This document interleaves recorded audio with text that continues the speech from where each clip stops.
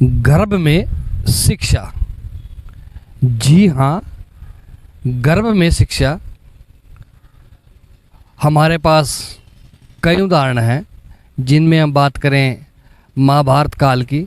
महाभारत में जिक्र आता है अभिमन्यु का कि किस तरह अभिमन्यु जो है वो गर्भ में ही चक्रव्यूह भेदने की जो है वो जानकारी ले लेता है, ज्ञान ले लेता है और युद्ध में जो है उसका प्रदर्शन भी करता है। और दूसरा हमारे पास उदाहरण है अष्टावक्र का। साथियों, अष्टावक्र की जानकारी हम आपको बताएंगे। क्या कहानी अष्टावक्र की रही, क्यों अष्टावक्र के शरीर में जो 8 मोड़ रहे, क्या उनका कारण रहा, ये आपको बताएंगे। लेकिन उससे पहले जो गर्भ में शिक्षा की बात है, हम विज्ञान की बात करें।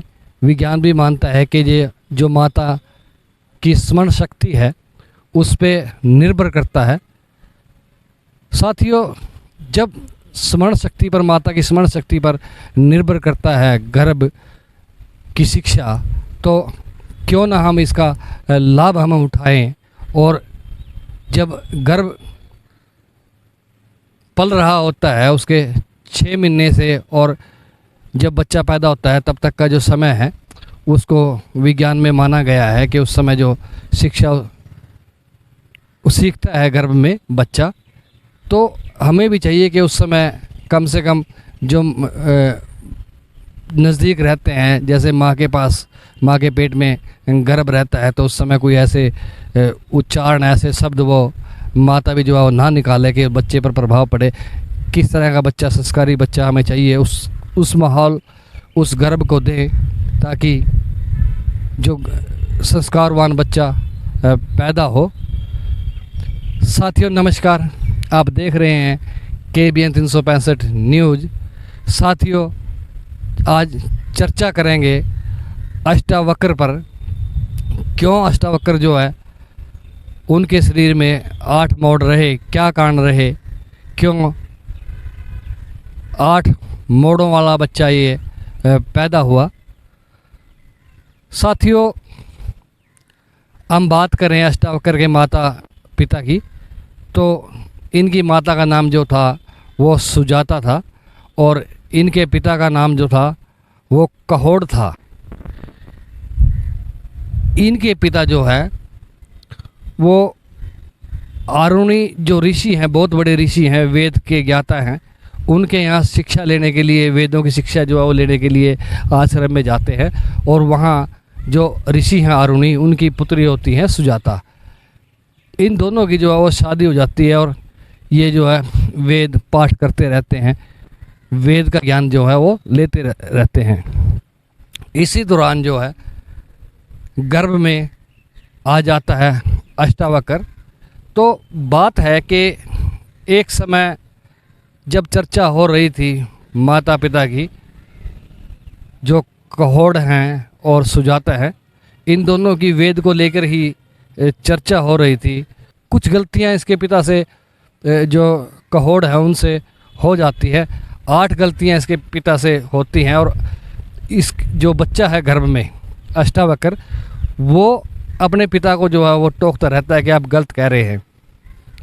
इससे नाराज हो जाते हैं जो पिता हैं कहोड़, और गर्भ में ही बच्चे को जो है वो श्राप दे देते हैं। कहते हैं कि आपने मेरी 8 बार जो है वो मानहानि की है, मुझे 8 बार जो है वो झूठा करार दिया है, इसलिए आपका शरीर जो है वो 8 स्थानों पर मुड़ा होगा, 8 स्थानों पर जो है टेढ़ा मेढ़ा आपका शरीर होगा।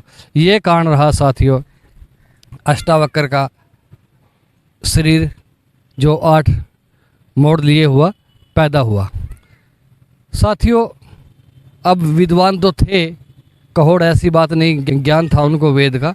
और उन्हीं दिनों में जो है बच्चा पैदा होने के बाद वो चले जाते हैं जो कहोड़ हैं जनक के दरबार में। वहाँ पे एक विद्वान होता है वंदिन, वेद की चर्चा शुरू होती है वंदिन से।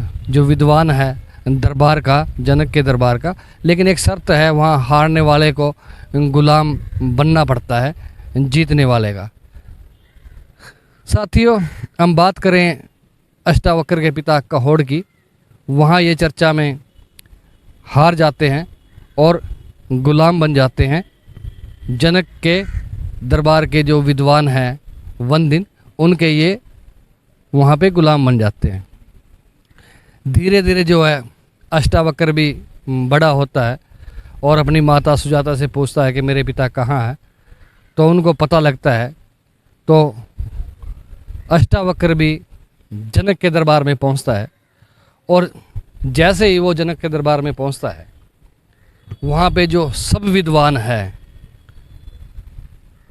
विद्वानों के साथ साथ जो राजा जनक है, वो भी उसको देखकर हंसने लग जाते हैं।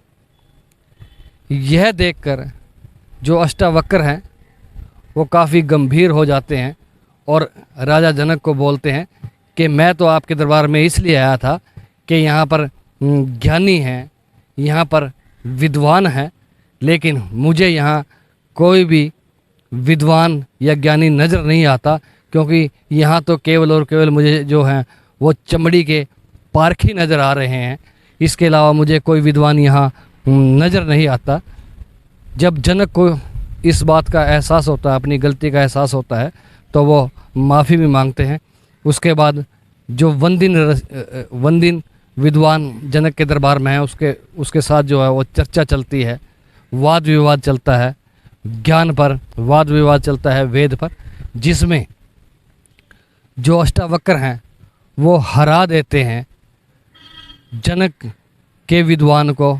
जनक के दरबार में जो विद्वान है वनदिन, उसको हरा देते हैं और अपने पिता को वहाँ से छुड़ा लेते हैं।